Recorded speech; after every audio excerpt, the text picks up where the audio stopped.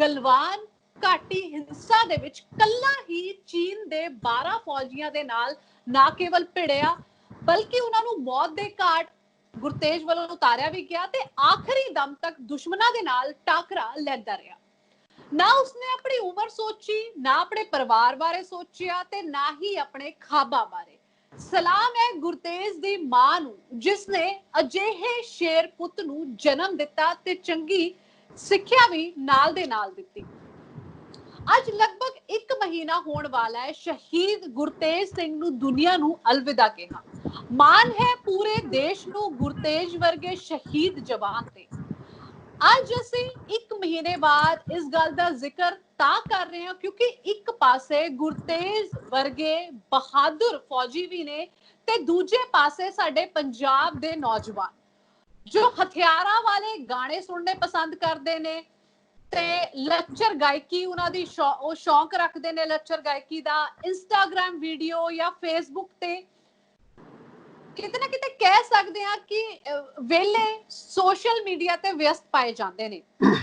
ਮੈਨੂੰ ਲੱਗਦਾ ਹੈ ਸਾਡਾ ਸਾਰਿਆਂ ਦਾ ਹੀ ਫਰਜ਼ ਬਣਦਾ ਹੈ ਸਮਾਜ ਪ੍ਰਤੀ ਕਿ ਇਸ ਗੱਲ ਨੂੰ ਦੁਬਾਰਾ ਅਸੀਂ ਅਹਿਸਾਸ ਕਰਾਈਏ ਕਿ ਕਿਸ ਤਰ੍ਹਾਂ ਗੁਰਤੇਜ ਨੇ ਸ਼ਹੀਦ ਗੁਰਤੇਜ ਸਿੰਘ ਨੇ ਕਿਸ ਤਰ੍ਹਾਂ ਦੇਸ਼ ਦੇ ਲਈ ਕੁਰਬਾਨੀ ਦਿੱਤੀ ਤੇ ਇਹ ਵੀ ਅਹਿਸਾਸ ਕਰਾਈਏ ਕਿ ਸਾਡੀ ਐਜ਼ ਇੰਡੀਵਿਜੂਅਲ ਸਭ ਦੀ ਇੱਕ ਜ਼ਿੰਮੇਵਾਰੀ ਬਣਦੀ ਹੈ ਸਮਾਜ ਪ੍ਰਤੀ ਕਿ ਜਿੰਨਾ ਹੋ ਸਕੇ ਕੁਛ ਨਾ ਕੁਛ ਸੁਸਾਇਟੀ ਲਈ ਸਮਾਜ ਲਈ ਅਸੀਂ ਜ਼ਰੂਰ ਕਰੀਏ।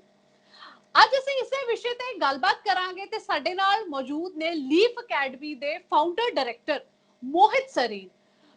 ਸਰਲ ਭਾਸ਼ਾ 'ਚ ਮੈਂ ਦੱਸਣਾ ਚਾਹੂੰਗੀ ਕਿ ਇਹ ਫੌਜੀ ਤਿਆਰ ਕਰਦੇ ਨੇ ਆਪਣੀ ਅਕੈਡਮੀ ਦੇ ਵਿੱਚ ਤੇ ਇਹਨਾਂ ਕੋਲ ਇਹ ਜਿਹੜੇ ਅਕੈਡਮੀ ਦੇ ਵਾਸਤੇ ਜਿਹੜੇ ਸਟੂਡੈਂਟ ਚੁਣਦੇ ਨੇ ਫੌਜੀ ਤਿਆਰ ਕਰਨ ਵਾਸਤੇ ਉਹ 11ਵੀਂ 12ਵੀਂ ਤਕਰੀਬਨ 15 ਤੋਂ ਲੈ ਕੇ 19 ਸਾਲ ਦੇ ਹੁੰਦੇ ਨੇ।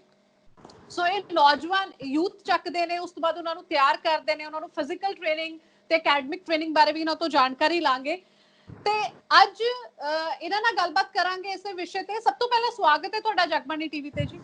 ਸਤਿ ਸ਼੍ਰੀ ਅਕਾਲ ਜੀ। ਜੀ ਜਿਵੇਂ ਕਿ ਮੈਂ ਆਪਣੀ ਇੰਟਰੋਡਕਸ਼ਨ ਦੇ ਵਿੱਚ ਵੀ ਥੋੜਾ ਡਿਫਾਈਨ ਕਰਨ ਦੀ ਕੋਸ਼ਿਸ਼ ਕੀਤੀ। ਅੱਜ ਅਸੀਂ ਗੱਲ ਕਰਾਂਗੇ ਕਿ ਪੰਜਾਬ ਦਾ ਨੌਜਵਾਨ ਅੱਜ ਪੰਜਾਬ ਦੇ ਨੌਜਵਾਨ ਦਾ ਮੈਂਟਲ ਸਟੇਟ ਆਫ ਮਾਈਂਡ ਕੀ ਹੈ ਕਿਉਂਕਿ ਕਿਤੇ ਨਾ ਕਿਤੇ ਜੇ ਅਰਬਨ ਸਿਟੀਜ਼ ਦੀ ਗੱਲ ਕਰੀਏ ਨਾ ਹੀ ਮਾਵਾਂ ਇੰਨੀਆਂ ਦਲੇਰ ਨੇ ਕਿ ਉਹ ਸੋਚਣ ਕਿ ਆਰਮੀ ਦੇ ਵਿੱਚ ਜਾਂ ਫੌਜ ਦੇ ਵਿੱਚ ਉਹ ਆਪਣੇ ਮੁੰਡੇ ਬੱਚਿਆਂ ਨੂੰ ਜਾਂ ਕੁੜੀਆਂ ਨੂੰ ਭੇਜਣ। ਇਸ ਤਰ੍ਹਾਂ ਦੀ ਅੱਜ ਸੋਚ ਕੋਈ ਰੱਖ ਹੀ ਨਹੀਂ ਰਿਹਾ। ਔਰ ਦੂਜੇ ਪਾਸੇ ਉਹ ਨੌਜਵਾਨ ਜਿਵੇਂ ਮੈਂ ਦੱਸਿਆ ਕਿ ਫੇਸਬੁੱਕ ਤੇ ਇੰਸਟਾਗ੍ਰਾਮ ਤੇ ਵੇਲਾ ਵਿਅਸਤ ਹੈ ਸੋ ਕਿਸੇ ਹੋਰ ਹੀ ਦੁਨੀਆ ਦੇ ਵਿੱਚ ਹੈ। ਅੱਜ ਇੱਕ ਪਾਸੇ ਗੁਰਤੇਜ ਸਿੰਘ ਵਰਗਿਆਂ ਨੇ ਇੱਕ ਵਾਰ ਵੀ ਨਹੀਂ ਸੋਚਿਆ ਆਪਣੇ ਪਰਿਵਾਰ ਬਾਰੇ ਆਪਣੇ ਬਾਰੇ ਉਹਦੇ ਵੀ ਕੋਈ ਖਾਬ ਹੋਣਗੇ ਆਫਟਰ ਆਲ ਬਿਨਾਂ ਸੋਚੇ ਸਮਝੇ ਦੇਸ਼ ਦੇ ਲਈ ਸ਼ਹਾਦਤ ਦਾ ਜਾਮ ਜਿਹੜਾ ਪੀ ਰਿਹਾ। ਦੂਜੇ ਪਾਸੇ ਇੱਕ ਨੌਜਵਾਨ ਸਾਡੇ ਪੰਜਾਬ ਦੇ ਉਹ ਵੀ ਨੇ ਜਿਹੜੇ ਸੂਡੋ ਵਰਲਡ ਦੇ ਵਿੱਚ ਆਪਣੀ ਹੀ ਡਿਫਰੈਂਟ ਜਿਹੀ ਦੁਨੀਆ ਦੇ ਵਿੱਚ ਉਲਝੇ ਹੋਏ ਨੇ। ਸੋ ਉਹ ਰਿਐਲਿਟੀ ਆਫ ਲਾਈਫ ਤੋਂ ਕਹਿ ਸਕਦੇ ਹਾਂ ਕਿ ਕੋਹਾਂ ਦੂਰ ਨੇ। ਤੁਸੀਂ ਜਿਵੇਂ ਫੌਜੀ ਤਿਆਰ ਕਰ ਰਹੇ ਹੋ ਸਕ੍ਰੈਚ ਤੋਂ ਤੁਸੀਂ ਸ਼ੁਰੂ ਕਰਦੇ ਹੋ ਉਹਨਾਂ ਨੂੰ ਕਾਈਂਡ ਆਫ ਰਿਫਾਈਨ ਕਰਨਾ ਬਣਾਉਂਦੇ ਹੋ ਤਿਆਰ ਕਰਦੇ ਹੋ ਟ੍ਰੇਨ ਕਰਦੇ ਹੋ।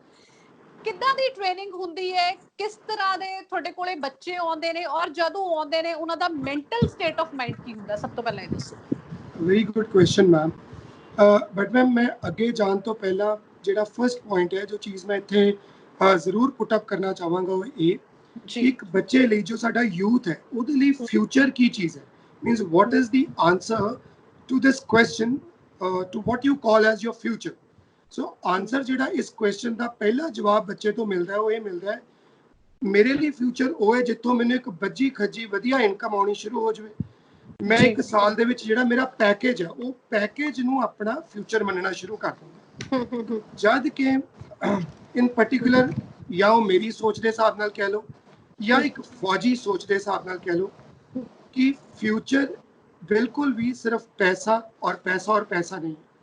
ਫਿਊਚਰ ਮੀਨਸ ਇੱਕ ਐਸਾ ਕਰੀਅਰ ਜਿਹਦੇ ਵਿੱਚ ਇੱਕ ਡਿਫਾਈਨਡ ਕੁਆਲਿਟੀਜ਼ ਦੀ ਇਨਫਿਊਜ਼ਨ ਤੋਂ ਬਾਅਦ ਇੱਕ ਮੋਰਲ ਵੈਲਿਊਜ਼ ਨੂੰ ਜਨਰੇਟ ਕਰਦਿਆਂ ਹੋਇਆਂ ਜਿਹੜਾ ਤੁਸੀਂ ਆਪਣਾ ਕੈਰੀਅਰ ਅੱਗੇ ਚਲਾਉਣੇ ਉਹਦੇ ਵਿੱਚ ਤੁਹਾਡੀ ਸਮਾਜਿਕ ਜਿਹੜੀਆਂ ਜ਼ਰੂਰਤਾਂ ਨੇ ਉਹ ਜਿਹੜੀਆਂ ਪੂਰੀਆਂ ਹੋਣੀਆਂ ਉਹ ਇੱਕ ਪੁਆਇੰਟ ਹੈ।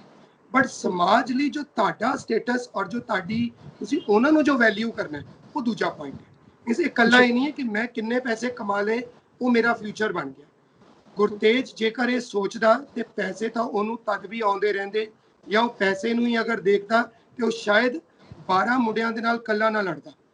12 ਸੋਲਜਰਸ ਦੇ ਨਾਲ ਲੜ ਲੈਣਾ ਉਸ ਵੇਲੇ ਜੋ ਸਟੇਟ ਆਫ ਮਾਈਂਡ ਉਹਦਾ ਹੋਏਗਾ, ਆਈ ਕੈਨ ਜੱਜ ਇਟ ਰਾਈਟ ਹੇਅਰ। ਇਹ ਜਿਹੜੀ ਇਨਕਲਕੇਸ਼ਨ ਹੈ ਜਿਹਨੂੰ ਅਸੀਂ ਕਰੇਜ ਕਹਿੰਦੇ ਹਾਂ, ਜਿਹਨੂੰ ਅਸੀਂ ਵੈਲਰ ਕਹਿੰਦੇ ਹਾਂ, ਇਹ ਅਗਰ ਫੌਜੀ ਲੈਂਗੁਏਜ ਅਸੀਂ ਬੋਲੀਏ देयर आर 15 ਕੁਆਲਿਟੀਜ਼। ਇਹਨਾਂ ਤੋਂ ਕੁਆਲਿਟੀਜ਼ ਦੀ ਤੁਸੀਂ ਗੱਲ ਅਗਰ ਅਸੀਂ ਕਰਨੀ ਚਾਹੁੰਦੇ ਹਾਂ ਤੇ 15 ਕੁਆਲਿਟੀਜ਼ ਨੇ ਮੈਮ ਜੋ ਅਸੀਂ ਇਨਫਿਊਜ਼ ਕਰਨੀਆਂ ਹੁੰਦੀਆਂ ਨੇ, ਇਨਕਲਕੇਟ ਕਰਨੀਆਂ ਹੁੰਦੀਆਂ ਨੇ ਕੈਡੇਟਸ ਦੇ ਵਿੱਚ, ਤਾਂ ਕਿਤੇ ਜਾ ਕੇ ਉਹ ਸਹੀ ਮਾਇਨਿਆਂ ਦੇ ਵਿੱਚ ਇੱਕ ਫੌਜੀ ਡਿਜ਼ਾਈਨ ਹੋਣ ਲਈ ਅਗਰਸਰ ਹੁੰਦਾ ਹੈ ਜਾਂ ਉਹਦੇ ਵੱਲ ਵੱਧਦਾ। ਹੁਣ ਉਹ 15 ਕੁਆਲਿਟੀਜ਼ ਡਿਸਕ੍ਰਾਈਬ ਕਰਨਾ ਮੈਂ ਨਹੀਂ ਚਾਹੁੰਦਾ ਕਿ ਆਪਾਂ ਜ਼ਿਆਦਾ ਉਹਦੇ ਉੱਤੇ ਫੋਕਸ ਕਰੀਏ। ਇਨ ਸ਼ਾਰਟ ਕਿਸ ਤਰ੍ਹਾਂ ਦੀਆਂ ਹੁੰਦੀਆਂ? ਇਨ ਸ਼ਾਰਟ ਮੈਮ ਜਿਵੇਂ ਆਪਾਂ ਦੋ ਤਾਂ ਹੁਣੇ ਬੋਲਿਆ, ਕਰੇਜ ਹੋ ਗਈ, ਵੈਲਰ ਹੋ ਗਿਆ, ਡਿਸੀਜਨ ਹੋ ਗਿਆ, ਉਹਦੀ ਡਿਸਪਲਿਨ ਹੋ ਗਿਆ, ਇਹ ਸਾਰੀਆਂ ਕੁਝ ਕੁਆਲਿਟੀਜ਼ ਨੇ 15 ਵਿੱਚੋਂ 4 ਜਾਂ 5 ਜੋ ਮੈਂ ਬੋਲ ਚੁੱਕਾ। ਇਸ ਤਰ੍ਹਾਂ ਕਰਦਿਆਂ ਹੋਇਆਂ 15 qualities the ਇਨਕਲਕੇਸ਼ਨ is when we are stepping towards making a फौजी, first thing। दूजी गल ये है कि फौजी ਦਾ ਆਪਣੇ ਆਪ ਦੇ ਵਿੱਚ ਕੀ ਇੱਕ ਸਟੇਟਸ ਹੁੰਦਾ ਆਪਣੇ ਆਪ ਦੇ ਲਈ ਪਹਿਲਾਂ, ਬਾਕੀ ਤਾਂ ਸੋਸਾਇਟੀ ਲਈ ਜਾਂ ਆਪਣੇ ਅਦਰ ਸਮਾਜਿਕ ਚੀਜ਼ਾਂ ਲਈ ਜੋ ਸਟੇਟਸ ਹੈ ਉਹਨੂੰ ਆਪਾਂ ਛੱਡ ਦਈਏ। ਉਹਦਾ ਆਪਣੇ ਲਈ ਕੀ ਸਟੇਟਸ ਹੁੰਦਾ? ਉਹਦੇ ਆਪਣੇ ਲਈ ਸਟੇਟਸ ਹੋਣ ਦਾ ਮਤਲਬ ਹੈ ਕਿ ਸਭ ਤੋਂ ਪਹਿਲਾਂ ਆਪਣੇ ਲਈ ਕਲੀਅਰ ਹੁੰਦਾ ਕਿ ਮੈਂ ਅਗਰ ਕੋਈ ਕੰਮ ਕਰਨਾ ਹੈ, ਸਪੋਜ਼ ਮੈਂ ਇੱਕ ਆਪਰੇਸ਼ਨ ਤੇ ਜਾਣਾ ਹੈ ਤੇ ਮੈਂ ਕਲੀਅਰ ਹੈ ਕਿ ਮੈਂ ਕੀ ਆਪਰੇਸ਼ਨ ਤੇ ਜਾਣਾ ਹੈ, ਉਹਦੀ ਕਿਵੇਂ ਮੈਂ ਐਗਜ਼ੀਕਿਊਸ਼ਨ ਕਰਨੀ ਹੈ। ਉਹ ਆਪਰੇਸ਼ਨ ਜਦੋਂ ਉਹ ਰਿਕਮੈਂਡ ਹੋ ਜਾਂਦਾ ਹੈ, ਰਿਕਰੂਟ ਹੋ ਜਾਂਦਾ ਔਰ ਐਕਚੁਅਲੀ ਯੂਨੀਫਾਰਮ 'ਚ ਆ ਜਾਂਦਾ ਹੈ, ਫਿਰ ਤਾਂ ਉਹਦਾ ਆਪਰੇਸ਼ਨ ਫੌਜ ਦੇ ਪੁਆਇੰਟ ਆਫ ਵਿਊ ਨਾਲ ਹੋ ਜਾਂਦਾ ਹੈ। ਫੌਜੀ ਬਣਨ ਤੋਂ ਪਹਿਲਾਂ ਜਦੋਂ 15 ਔਰ 19 ਸਾਲ ਦੇ ਸਲੋਟ ਦਾ ਸਟੂਡੈਂਟ ਹੁੰਦਾ ਹੈ, ਉਦੋਂ ਉਹਦੇ ਵਿੱਚ ਸ਼ਾਇਦ ਇਹ ਚੀਜ਼ਾਂ ਸ਼ੁਰੂਆਤੀ ਤੌਰ ਤੇ ਤਾਂ ਹੁੰਦੀਆਂ ਨਹੀਂ, ਉਹ ਚੀਜ਼ਾਂ ਨੂੰ ਸਾਨੂੰ ਉਹਦੇ 'ਚ ਇਨਫਿਊਜ਼ ਕਰਨਾ ਪੈਂਦਾ। ਕਿਸ ਤਰ੍ਹਾਂ ਦੀ ਹੁੰਦੀ ਹੈ? मतलब कि सपोज ਅੱਜ ਤੂੰ 15 ਸਾਲ ਦੀ ਉਮਰ 'ਚ ਸਾਡੇ ਕੋਲ ਆਇਆ, ਤੇਰਾ ਭਟਕਾਵ ਮੋਬਾਈਲ ਦੇ ਵਿੱਚ ਹੈ, ਤੇਰਾ ਭਟਕਾਵ ਸੂਡੋ ਵਰਲਡ ਦੇ ਵਿੱਚ ਹੈ। ਸਭ ਤੋਂ ਪਹਿਲਾਂ ਉਹ ਮੋਬਾਈਲ, ਉਹ ਸੂਡੋ ਵਰਲਡ ਬੰਦ ਕਰਾ ਦਿੱਤਾ ਜਾਂਦਾ ਹੈ। ਮੀਨਸ ਉਹ ਜਿਹੜਾ ਸਮਾਰਟਫੋਨ ਦੀ ਦੁਨੀਆ ਹੈ ਉਹਦੇ 'ਚੋਂ ਬਾਹਰ ਆ ਜਾਂਦਾ ਹੈ। ਸਮਾਰਟਫੋਨ ਦੀ ਦੁਨੀਆ 'ਚੋਂ ਬਾਹਰ ਆਉਣ ਤੋਂ ਬਾਅਦ ਬਾਹਰ ਫੋਨ ਵੀ ਉਹਨੂੰ 2 ਮਹੀਨੇ ਦੇ ਵਿੱਚ ਜਾਂ ਮਹੀਨੇ ਦੇ ਵਿੱਚ ਇੱਕ ਵਾਰੀ ਮਿਲਦਾ ਹੈ, ਉਹ ਵੀ ਆਪਣੇ ਘਰ ਦੇ ਵਿੱਚ ਗੱਲ ਕਰਨ ਲਈ। ਇਟ ਮੀਨਸ ਸਭ ਤੋਂ ਪਹਿਲੀ ਚੀਜ਼ ਅਸੀਂ ਕੀ ਕਰਦੇ ਹਾਂ ਕਿ ਪਹਿਲਾਂ ਉਹਨੂੰ ਸੂਡੋ ਵਰਲਡ ਤੋਂ ਬਾਹਰ ਕੱਢੀਦਾ। ਬਾਹਰ ਕੱਢਣ ਤੋਂ ਬਾਅਦ ਉਹਦਾ ਜਿਹੜਾ ਡਾਇਰੈਕਸ਼ਨ ਆਫ ਮਾਈਂਡ ਹੈ ਉਹਨੂੰ ਯੂਨੀਫਾਈ ਕਰ ਦਿੱਤਾ ਜਾਂਦਾ ਹੈ।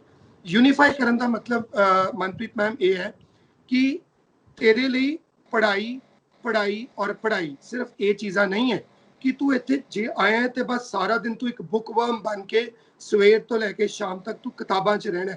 ਐਬਸੋਲਿਊਟਲੀ ਨਾਟ। ਫੌਜ ਦੇ ਵਿੱਚ ਸਾਨੂੰ ਸੁਪਰ ਇੰਟੈਲੀਜੈਂਟ ਨਹੀਂ ਚਾਹੀਦੇ, ਸਾਨੂੰ ਸਮਾਰਟ ਐਂਡ ਇੱਕ ਬੜੇ ਡਿਟਰਮਿਨਡ ਮੁੰਡੇ ਚਾਹੀਦੇ ਹੁੰਦੇ ਆ ਜੋ ਅਸੀਂ ਉਹਨਾਂ ਨੂੰ ਡੇ 1 ਤੋਂ ਬਣਾਉਣ ਲਈ ਕੋਸ਼ਿਸ਼ ਕਰਨੀ ਸ਼ੁਰੂ ਕਰ ਦਿੰਦੇ ਹਾਂ। ਮੀਨਸ ਉਹਨਾਂ ਦਾ ਰੂਟੀਨ ਮਾਰਨਿੰਗ 5 o'clock ਸ਼ੁਰੂ ਹੋ ਕੇ ਰਾਤੀ 11 ਵਜੇ ਖਤਮ ਹੋਏਗਾ। 5 ਵਜੇ ਦਾ ਸ਼ੁਰੂ ਹੋਇਆ ਜਿਹੜਾ ਰੂਟੀਨ ਹੈ ਮੈਮ, ਉਹਦੇ ਵਿੱਚ ਪੀਟੀ ਤੋਂ ਲੈ ਕੇ ਬ੍ਰੇਕਫਾਸਟ ਦੇ ਟਾਈਮਿੰਗ ਤੋਂ ਲੈ ਕੇ ਜਿੱਥੇ ਨਾਰਮਲ ਬੱਚਾ ਮਾਂ ਦੇ ਕੋਲ ਬੈਠਾ ਹੋਇਆ ਲੱਤਾਂ ਤੇ ਲੱਤਾਂ ਚੜਾ ਕੇ ਆਰਡਰ ਮਾਰਦਾ, ਆ ਮੈਨੂੰ ਪਰੌਂਠੇ ਦਿਓ, ਮੈਨੂੰ ਦਹੀਂ ਵੀ ਹੋਣੇ ਚਾਹੀਦਾ, ਇੱਥੇ ਬੈਠੇ ਬੈਠੇ ਚਾਹੀਦਾ। ਜਦੋਂ ਉਹਨੂੰ ਮੈਸ ਕਲਚਰ ਦਾ ਪਤਾ ਲੱਗਦਾ ਹੈ, ਜਦੋਂ ਉਹਨੂੰ ਡਿਸਪਲਿਨ ਦਾ ਪਤਾ ਲੱਗਦਾ ਹੈ, ਉਹਨੂੰ ਵਾਸ਼ਰੂਮ ਦੇ ਵਿੱਚ ਜਾਣ ਤੋਂ ਬਾਅਦ ਵਾਸ਼ਰੂਮ ਕਲੀਅਰ ਕਰਕੇ ਬਾਹਰ ਆਉਣਾ, ਇਸ ਚੀਜ਼ ਦਾ ਪਤਾ ਲੱਗਦਾ ਹੈ, ਇਹਦਾ ਮਤਲਬ ਉਹਦੀ ਡਾਇਰੈਕਸ਼ਨ ਬਣਨੀ ਸ਼ੁਰੂ ਹੋ ਗਈ। ਦੂਜੀ ਗੱਲ, ਜਦੋਂ ਉਹ ਡਾਇਰੈਕਸ਼ਨ ਲੈਣਾ ਸ਼ੁਰੂ ਕਰ ਲੈਂਦਾ ਫਿਰ ਉਹ ਹੌਲੀ ਹੌਲੀ ਡਿਸਪਲਿਨ 'ਚ ਆ ਜਾਂਦਾ ਹੈ। ਡਿਸਪਲਿਨ ਤੋਂ ਬਾਅਦ ਉਹਦਾ ਡਿਸਪਲਿਨ 2 ਤਰੀਕੇ ਨਾਲ ਚੱਲਦਾ ਹੈ, ਇੱਕ ਅਕੈਡਮਿਕ ਡਿਸਪਲਿਨ ਔਰ ਇੱਕ ਆਪਣਾ ਲਾਈਫ ਦਾ ਡਿਸਪਲਿਨ। ਲਾਈਫ ਦਾ ਡਿਸਪਲਿਨ ਦਾ ਮਤਲਬ ਹੈ ਸਵੇਰੇ ਸ਼ੁਰੂ ਹੋਇਆ ਕਿੰਨੇ ਵਜੇ ਉੱਠਣਾ ਹੈ, ਕਿੰਨੇ ਵਜੇ ਸੌਣਾ ਹੈ, ਕਿੰਨੇ ਵਜੇ ਖਾਣਾ ਹੈ, ਇਹ ਲਾਈਫ ਦੇ ਡਿਸਪਲਿਨ ਲਾਈਨਸ ਨੇ। ਔਰ ਅਕੈਡਮਿਕ ਡਿਸਪਲਿਨ ਦਾ ਮਤਲਬ ਸੈਲਫ ਸਟੱਡੀ ਕਿਸ ਟਾਈਮ ਤੇ ਹੋਣੀ ਚਾਹੀਦੀ ਹੈ, ਕਿੰਨੀ ਦੇਰ ਦੀ ਹੋਣੀ ਚਾਹੀਦੀ ਹੈ, ਕਿਉਂਕਿ ਅਲਟੀਮੇਟਲੀ ਉਹਨੇ ਫੌਜ ਦਾ ਜਿਹੜਾ UPSC ਦਾ ਬੜਾ ਇੱਕ ਵੱਡਾ ਐਂਟਰੈਂਸ ਹੈ ਮਨਪ੍ਰੀਤ ਮੈਮ, NDA, ਉਹਨੇ ਉਹ ਕਲੀਅਰ ਕਰਨਾ। ਔਰ ਇਹ ਕੋਈ ਅਸੀਂ ਅਗਰ ਮੈਂ ਰੂਡ ਔਰ ਕਰੂਡ ਲੈਂਗੁਏਜ ਸੌਰੀ ਗੱਲ ਕਰਾਂ ਤੇ ਖਾਲਾ ਜੀ ਦਾ ਬਾੜਾ ਨਹੀਂ ਹੈ ਕਿ ਜਾਏ ਖੇਡੇ ਤੇ ਘਰ ਆ ਗਏ। NDA ਦੇ ਵਿੱਚ ਵੀ 2 ਸੈਗਮੈਂਟਸ ਹੈ, ਇੱਕ ਰਿਟਨ ਔਰ ਦੂਜਾ SSB। SSB ਆਪਣੇ ਆਪ ਦੇ ਵਿੱਚ ਜਿਵੇਂ ਹੁਣ ਮੇਰੇ 3 ਕੈਡੇਟਸ SSB ਅਪੀਅਰ ਕਰਨ ਗਏ ਹੋਏ ਨੇ ਔਰ ਬਾਈ ਨੇਮ, ਚਲੋ ਆਪਾਂ ਉਹਨਾਂ ਦਾ ਕੀ ਨਾਂ ਇੱਥੇ ਕੋਈ ਇਹੋ ਜਿਹੀ ਗੱਲ ਨਹੀਂ ਹੈਗੀ ਹੈ। ਕਹਿੰਦਾ ਭਾਵ ਇਹ ਹੈ ਕਿ SSB ਜਾਣਾ, ਸਕਰੀਨਿੰਗ ਤੋਂ ਲੈ ਕੇ 5 ਦਿਨ ਦਾ ਟਫ ਕਰਿਕੂਲਮ ਨੂੰ ਬੇਅਰ ਕਰਨਾ ਔਰ ਉਹਦੇ ਵਿੱਚ ਅਸੀਂ ਵੱਡੇ ਵੱਡੇ ਅਹੁਦੇਦਾਰਾਂ ਦੇ ਸਾਹਮਣੇ ਬਹਿ ਕੇ ਗੱਲਾਂ ਕਰਨਾ, it is not at all easy. ਜਿਵੇਂ ਉਹਦੇ ਵਿੱਚ ਮੈਂ ਇੱਕ ਛੋਟੀ ਜਿਹੀ ਗੱਲ ਮੈਮ ਦੱਸਣਾ ਚਾਹਾਂਗਾ, ਇੱਕ SSB ਦੀ ਅਗਰ ਆਪਾਂ ਗੱਲ ਕਰ ਲਈਏ ਇਸ ਵੇਲੇ, ਤੇ ਉਹਦੇ ਵਿੱਚ ਸਕਰੀਨਿੰਗ ਤੋਂ ਲੈ ਕੇ ਇੰਟਰਵਿਊਇੰਗ ਆਫਿਸਰ ਤੱਕ ਦੇ ਕਈ ਪੜਾਅ ਪਾਰ ਕਰਨੇ ਪੈਂਦੇ ਆ। ਐਂਡ ਦੇ ਵਿੱਚ ਇੰਟਰਵਿਊਇੰਗ ਆਫਿਸਰ ਸਪੋਜ਼ ਇੱਕ ਕੁਐਸਚਨ ਪੁੱਛਦਾ ਹੈ ਕਿ ਮੈਂ ਬਈ ਕਾਕੇ ਤੂੰ 4 ਦਿਨ ਦੀ ਚੀਜ਼ਾਂ ਕਲੀਅਰ ਕਰ ਚੁੱਕਾ ਹੈ, why shall I recommend you. ਕਹਿਣ ਨੂੰ ਬੜਾ ਸਧਾਰਨ ਜਿਹਾ ਕੁਐਸਚਨ ਹੈ, ਇੱਕ ਬੱਚੇ ਤੋਂ ਹੀ ਪੁੱਛ ਲਿਆ ਗਿਆ ਕਿ ਮੈਂ ਤੈਨੂੰ ਫੌਜ ਲਈ ਰਿਕਮੈਂਡ ਕਰਨਾ ਹੈ, ਮੈਂ ਰਿਕਮੈਂਡ ਤੈਨੂੰ ਕਿਉਂ ਕਰਾਂ, ਮੈਨੂੰ ਇਹਦਾ ਜਵਾਬ ਦੇ। ਇਹਦੇ ਇੰਨੇ ਮਲਟੀਪਲ ਆਨਸਰਸ ਮਨਪ੍ਰੀਤ ਜੀ ਮਿਲਦੇ ਨੇ। ਆਨਸਰ ਉਹੀ ਸਿਲੈਕਟ ਹੁੰਦਾ ਹੈ ਜਿਸ ਆਨਸਰ ਦੇ ਵਿੱਚ ਸਹੀ ਫ੍ਰੈਗਰੈਂਸ ਆਈ। ਚਲੋ ਉਹ ਤਾਂ ਤੁਸੀਂ ਪੈਟਰਨ ਦੀ ਗੱਲ ਕਰੋ, that I understand. Design of training ਬਾਰੇ ਵੀ ਤੁਸੀਂ ਦੱਸਿਆ, ਕਾਫੀ ਹੱਦ ਤੱਕ ਚੀਜ਼ਾਂ ਤੁਸੀਂ ਕਲੀਅਰ ਕੀਤੀਆਂ ਵੀ ਹਾਊ ਟਫ ਇਟ ਇਜ਼। ਉਹ ਤਾਂ ਦਿਖ ਰਿਹਾ ਕਿ ਕਾਫੀ ਟਫ ਟ੍ਰੇਨਿੰਗ ਹੁੰਦੀ ਹੈ। ਸੋ ਫੌਜ ਦੇ ਵਿੱਚ ਜਾਣਾ ਹੀ ਆਪਣੇ ਆਪ ਦੇ ਵਿੱਚ ਇੱਕ ਵੱਡੀ ਗੱਲ ਹੈ, ਇੱਕ ਚੰਗੀ ਪੋਜੀਸ਼ਨ ਹਾਸਲ ਕਰਨਾ। ਸੋ ਆਫ ਕੋਰਸ ਤੁਸੀਂ ਹੈ ਨਾ, ਤੁਹਾਡੇ ਕੋਲ ਜਿਵੇਂ ਤੁਸੀਂ ਦੱਸਦੇ ਹੋ ਕਿ ਛੋਟੇ ਯੰਗ ਟੀਨਏਜਰ 15 ਤੋਂ 19 ਸਾਲ ਵਾਲੇ ਜਿਹੜੇ ਕਾਈਂਡ ਆਫ ਸਟੂਡੈਂਟਸ ਹੀ ਆਉਂਦੇ ਨੇ ਤੁਹਾਡੇ ਕੋਲ, ਜਿਨ੍ਹਾਂ ਨੂੰ ਤੁਸੀਂ ਆਪਣੇ ਕੋਲ ਰੱਖਦੇ ਹੋ, ਤੁਹਾਡੇ ਕੋਲ ਹੌਸਟਲ 'ਚ ਰਹਿੰਦੇ ਨੇ, ਤੁਹਾਡੇ ਕੋਲ ਤੁਹਾਡੇ ਥਰੂ ਹੀ ਸਕੂਲ ਜਾਂਦੇ ਨੇ। ਕਾਈਂਡ ਆਫ ਜਿਵੇਂ ਇੱਕ ਮਾਹੌਲ ਜਿਹੜਾ ਹੈ ਪੂਰਾ ਉਹਨਾਂ ਨੂੰ ਘਰ ਤੋਂ ਡਿਫਰੈਂਟ ਦਿੱਤਾ ਜਾਂਦਾ ਹੈ ਨਾ। ਸੋ ਤੁਸੀਂ ਵਾਰ ਸਿਚੁਏਸ਼ਨ ਲਈ, ਸਪੈਸ਼ਲੀ ਵਾਰ ਸਿਚੁਏਸ਼ਨ ਦੀ ਗੱਲ ਕਰੇ, ਕਿਵੇਂ ਉਹਨਾਂ ਨੂੰ ਤਿਆਰ ਤੇ ਤਗੜਾ ਕਰਦੇ ਹੋ? Absolutely. In short thumb rule ਕੀ ਰਹਿੰਦੇ ਨੇ ਤੁਹਾਡੇ? ਬਿਲਕੁਲ ਮੈਮ, ਇਹਦੇ ਵਿੱਚ ਕੀ ਹੈ ਕਿ ਸਾਡੀ ਜਿਹੜੀ ਟ੍ਰੇਨਿੰਗ ਹੈ, ਉਹ ਟ੍ਰੇਨਿੰਗ ਜਦੋਂ ਆਫਿਸਰ ਲੈਵਲ ਦੀ ਅਸੀਂ ਟ੍ਰੇਨਿੰਗ ਕਰਦੇ ਹਾਂ, ਉਹਦੇ ਵਿੱਚ ਉਹਦਾ ਇੱਕ ਫਿਜ਼ੀਕਲ ਰਜੀਮ ਹੁੰਦਾ। ਫਿਜ਼ੀਕਲ ਰਜੀਮ ਦੇ ਵਿੱਚ ਜਿਵੇਂ ਉਹਦੀ ਮਾਰਨਿੰਗ ਦੇ ਵਿੱਚ ਰਨਿੰਗ ਐਂਡ PT ਹੋ ਗਿਆ, ਉਹ ਇੱਕ ਰਜੀਮ ਦਾ ਪਾਰਟ ਹੋ ਗਿਆ। ਬਟ ਉਹਦੇ ਵਿੱਚ ਉਹ ਤਾਂ ਹੋ ਗਿਆ ਉਹਦਾ ਫਿਜ਼ੀਕਲ ਪਾਰਟ, ਬਟ ਉਹਦਾ ਜਿਹੜਾ ਉਹਦਾ ਮੈਂਟਲ ਪਾਰਟ ਹੈ, ਅਸੀਂ ਉਹਨੂੰ ਵੀ ਓਨਾ ਹੀ ਸਟਰੋਂਗ ਕਰਨਾ ਹੁੰਦਾ ਹੈ। And that is what you call as the psychological training. ਜਿੰਨਾ ਜ਼ੋਰ ਸਾਨੂੰ ਉਹਦੀ ਫਿਜ਼ੀਕਲ ਟ੍ਰੇਨਿੰਗ ਤੇ ਲਗਾਉਣਾ ਪੈਂਦਾ ਹੈ, ਜਿਸ ਤਰ੍ਹਾਂ ਉਹਨੂੰ ਅਸੀਂ ਗਰੁੱਪ ਟਾਸਕ ਆਫਿਸਰ ਜਾਂ ਗਰਾਊਂਡ ਟਾਸਕ ਦੇ ਉੱਤੇ ਆਪਾਂ ਨੂੰ ਕੰਮ ਕਰਨਾ ਪੈਂਦਾ ਹੈ, ਉਸ ਤੋਂ ਜ਼ਿਆਦਾ ਕੰਮ ਮਨਪ੍ਰੀਤ ਜੀ ਆਪਾਂ ਨੂੰ ਉਹਦੀ ਸਾਈਕੋਲੋਜੀਕਲ ਟ੍ਰੇਨਿੰਗ ਦੇ ਉੱਤੇ ਕਰਨਾ ਪੈਂਦਾ। ਕਿਉਂ? ਜਿਵੇਂ 10ਵੀਂ ਪਾਤਸ਼ਾਹੀ ਦਾ ਇੱਕ ਅਸੀਂ ਜਿਹੜਾ ਲਾਈਨ ਹੈ, ਸਟੈਂਜ਼ਾ ਹੈ, ਬੜਾ ਕਾਮਨਲੀ ਸੁਣਦੇ ਆ ਕਿ 1.25 ਲੱਖ ਸੇ ਇੱਕ ਲੜਾਊਂ ਤਬੀ ਗੋਬਿੰਦ ਸਿੰਘ ਨਾਮ ਕਹਾਊਂ। ਮਹਾਰਾਜ ਦਾ ਕਦੀ ਵੀ ਮਤਲਬ ਇਹ ਨਹੀਂ ਸੀ ਕਿ ਉਹਨਾਂ ਨੇ ਪ੍ਰਤੱਖ ਰੂਪ ਦੇ ਵਿੱਚ 1.25 ਲੱਖ ਬੰਦੇ ਨਾਲ ਇੱਕ ਨੂੰ ਲੜਾਉਣਾ ਸੀ। ਉਹਨਾਂ ਦੇ ਕਹਿਣ ਦਾ ਭਾਵ ਇਹ ਸੀ ਕਿ ਮੈਂ ਤੈਨੂੰ ਮੈਂਟਲੀ ਇੰਨਾ ਸਟਰੋਂਗ ਕਰ ਦਿਆਂਗਾ ਆਪਣੇ ਸਿੱਖ ਨੂੰ ਕਿ ਮੈਂ 1.25 ਲੱਖ ਨਾਲ ਇੱਕ ਨੂੰ ਲੜਾਉਣ ਦੀ ਵੀ ਤੇਰੇ 'ਚ ਖਿਮਤਾ ਭਰ ਦਾਂਗਾ। ਕਹਿਣ ਦਾ ਭਾਵ ਇਹ ਹੈ ਕਿ ਅਸੀਂ ਉਹਨਾਂ ਨੂੰ ਸਾਈਕੋਲੋਜੀਕਲੀ ਇੰਨਾ ਉਹਨਾਂ ਵਿੱਚ ਵੈਲਰ ਭਰ ਦੇਣਾ ਹੁੰਦਾ ਹੈ। ਔਰ ਉਹਦਾ ਮੈਮ ਇੱਕ ਕੰਪਲੀਟ ਰਜੀਮ ਹੈ। ਸਾਈਕੋਲੋਜੀ ਇੱਕ ਐਡਾ ਵੱਡਾ ਪਾਰਟ ਹੈ ਇਸ ਫੌਜੀ ਟ੍ਰੇਨਿੰਗ ਦਾ, ਜਿਹਨੂੰ ਕਿ ਅਸੀਂ ਬੜੀ ਸਟਿਫਲੀ ਲੈਣਾ ਹੁੰਦਾ ਹੈ।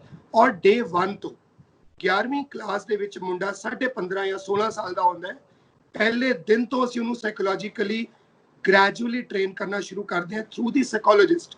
ਉਹ ਇੱਕ ਕੰਪਲੀਟ ਸਾਈਕੋਲੋਜਿਸਟ ਦਾ ਕੰਮ ਹੈ, ਜਿਹੜਾ ਇੱਕ ਡਿਫਾਈਨਡ ਟਾਈਮ ਉਹਦੇ ਨਾਲ ਇਨਵੈਸਟ ਕਰਦਾ ਹੈ ਹਰ ਬੱਚੇ ਦੇ ਨਾਲ, ਔਰ ਉਹਨੂੰ ਟ੍ਰਿਮ ਐਂਡ ਟ੍ਰੇਨ ਕਰਦਾ ਹੈ ਇਸ ਚੀਜ਼ ਲਈ। ਜੀ ਮੈਮ। ਠੀਕ ਹੈ ਜੀ, ਬਹੁਤ ਬਹੁਤ ਧੰਨਵਾਦ ਇਹ ਸਾਰੀ ਜਾਣਕਾਰੀ ਦੇਣ ਲਈ। Thank you ma'am.